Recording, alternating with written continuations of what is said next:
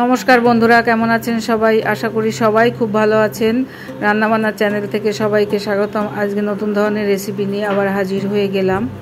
আজ আপনাদের সাথে শেয়ার করব মরিচ ঝোল। মরিচ ঝোলের একটা রেসিপি, ভীষণই সুস্বাদু খেতে এই নিরামিষ রেসিপিটা বানানোর জন্য আমি প্রথমে একটা মশলা তৈরি করে নেব। 2 চামচ কালো জিরে আর 5টা মতো কাঁচা লঙ্কা প্রথমে একটু গুঁড়ো করে নেব, তারপরে একটু জল দিয়ে মিহি একটা পেস্ট তৈরি করে নেব।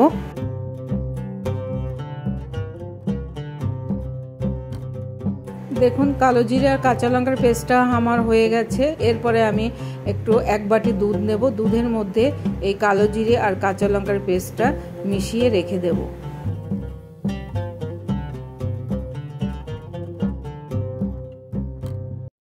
দেখুন, আমি সব সবজিগুলো কেটে নিয়েছি। এইভাবে টুকরো করে কেটে নিতে হবে।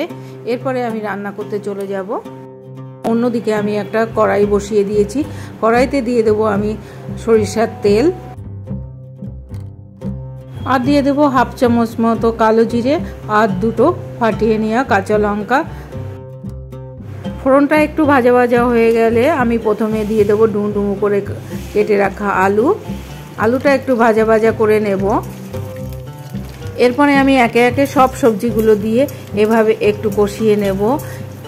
এই সবজিটাই কিন্তু একদমই কোনো মশলা হবে না, একদমই মশলা ছাড়াই ফোড়নের উপরেই রান্না হবে এই সবজিটা।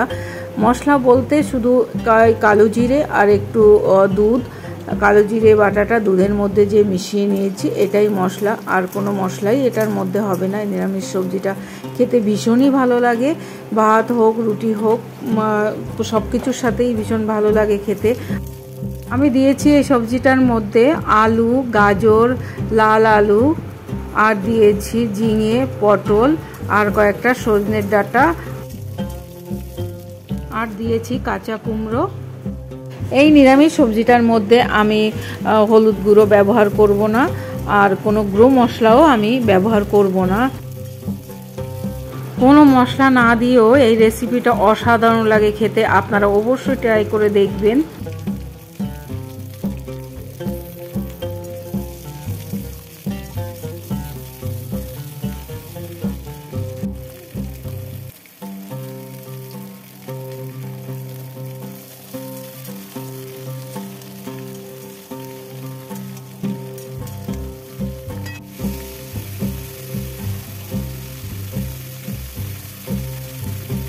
সব সবজিগুলো আমি কষিয়ে নিয়েছি। এরপরে একটু নুন দিয়ে দেব, স্বাদ মতো নুন দিয়ে দেব। আপনারা আপনাদের স্বাদ মতো নুনটা দিয়ে দেবেন। তারপরে একটু ভালো করে কষিয়ে নেব।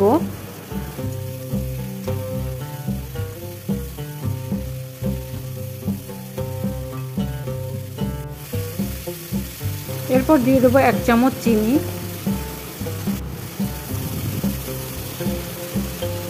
আর একটু ভালো করে কষিয়ে নেব।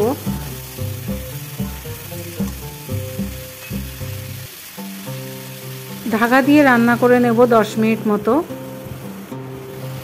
10 মিনিট বাদে দেখুন সবজিটা অনেকটা সেদ্ধ হয়ে গেছে।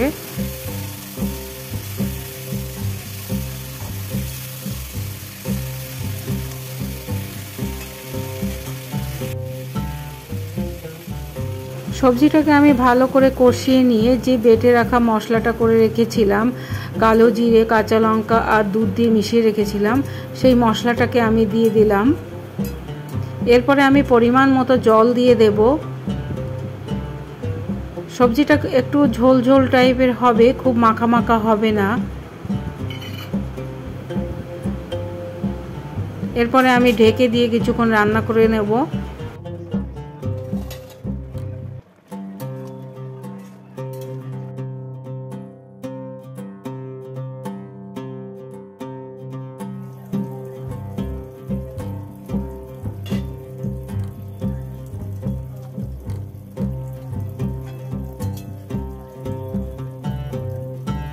এরপর দেখুন দেখিয়ে দিয়েছি সবজিগুলো গোটা গোটাই রয়েছে, একটাও ভাঙেনি, ঘেটেও যায়নি, আর প্রত্যেকটা সবজি কি সুন্দর সেদ্ধ হয়ে গেছে। ভীষণই ভালো লাগে খেতে এই সবজিটা। আপনারা একবার অবশ্যই ট্রাই করে দেখতে পারেন। সবশেষে দিয়ে দেবো 1 চামচ ঘি। রেসিপিটা আপনাদের কাছে কেমন লেগেছে অবশ্যই কমেন্টের মাধ্যমে জানাবেন। আর আমার সাথে থাকার অনুরোধ রইল। ভালো থাকবেন, সুস্থ থাকবেন। ধন্যবাদ।